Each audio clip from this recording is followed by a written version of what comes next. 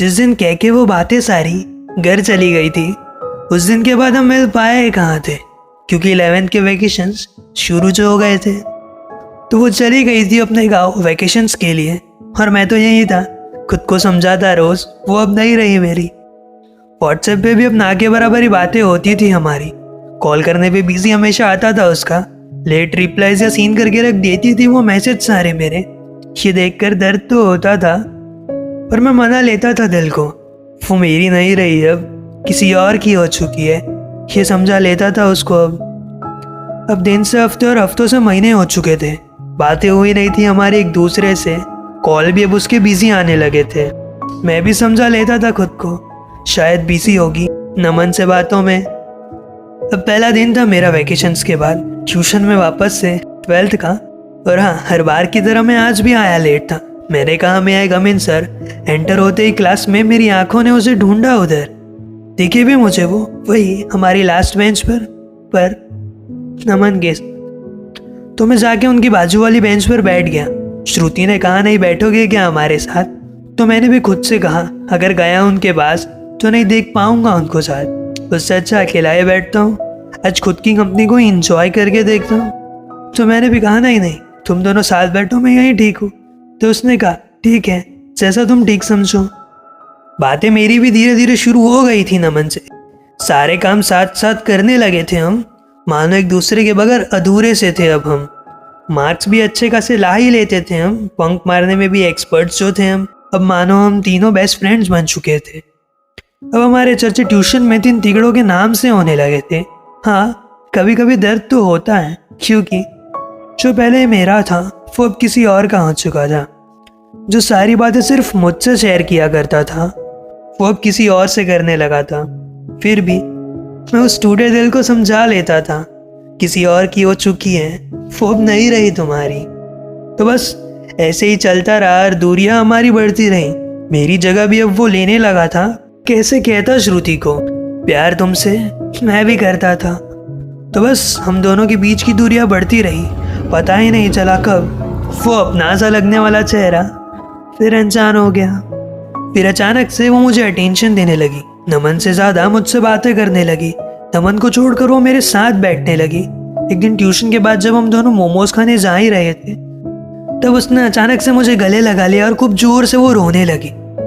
नमन ने क्या क्या किया उसके साथ वो मुझे सब बताने लगी। कैसे नमन उसे चीट कर रहा था, उसे बहाने बना बना के किसी और से मिलने जा रहा था। उस टाइम तो ये सब सुन के मैं बहुत खुश हो रहा था, पर उसे रोता देखकर थोड़ा सा उदास भी था। फिर क्या, मैंने उससे समझा और वो समझ भी गई। मेरी बातें मानकर वो मूव ऑन करने के लिए तैयार भी हो गई।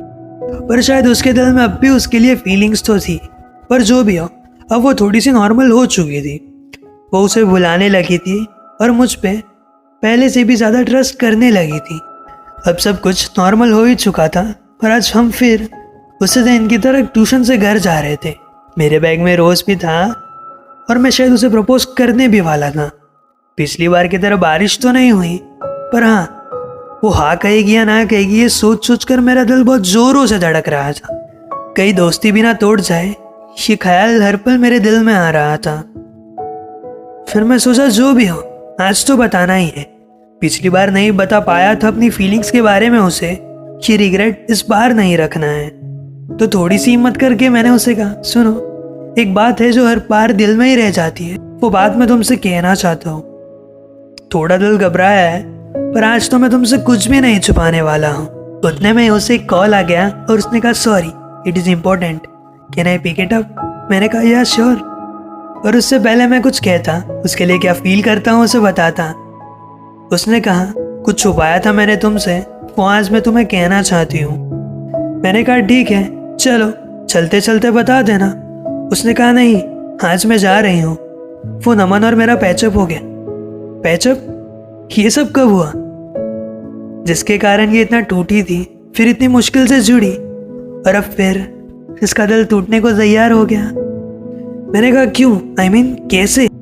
उसने कहा थोड़े दिन पहले उसको नमन का मैसेज आया था और वो बहुत अपोलोजाइज कर रहा था। मैंने सोचा एक चांस तो इसे भी देना बनता है ना, शायद वो अब बदल गया हो। और अभी मैं उससे ही मिलने जा रही हूँ।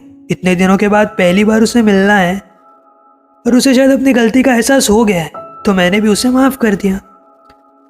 मैंने कहा, उसने फिर से ऐसा किया जैसे पहले किया था तो क्या करोगी? उसने कहा, मुझे ये सब नहीं पता, अभी मैं बहुत खुश हूँ, बात का बाद में सोचा जाएगा। चलो अब मैं जा रही हूँ, ये मोमोज का प्लान कभी और रखते हैं।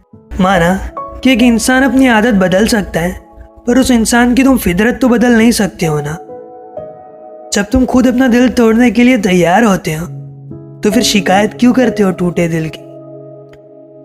फिर उसने कहा, मिलते हैं कल फिर। मुझे सुनाई दिया, अब बढ़ा लेते हैं दूरियां हम दोनों के बीच। क्या ऐसा सबके साथ होता है या मेरे साथ ही हुआ है? जिसको आप चाहते हो दिल से वो आपका नहीं हो पाता है। तो फिर क्या? मैं भी मुस्कुराया और चला गया। उसे अपने दिल में एक अलग सी जगह देकर मुस्कुराया और चला गया। कई इंसान चेहरों में एक चेहरा अपना सा लगने वाला फिर इंसान हो गया। मैं भी मुस्कुराया और चला गया।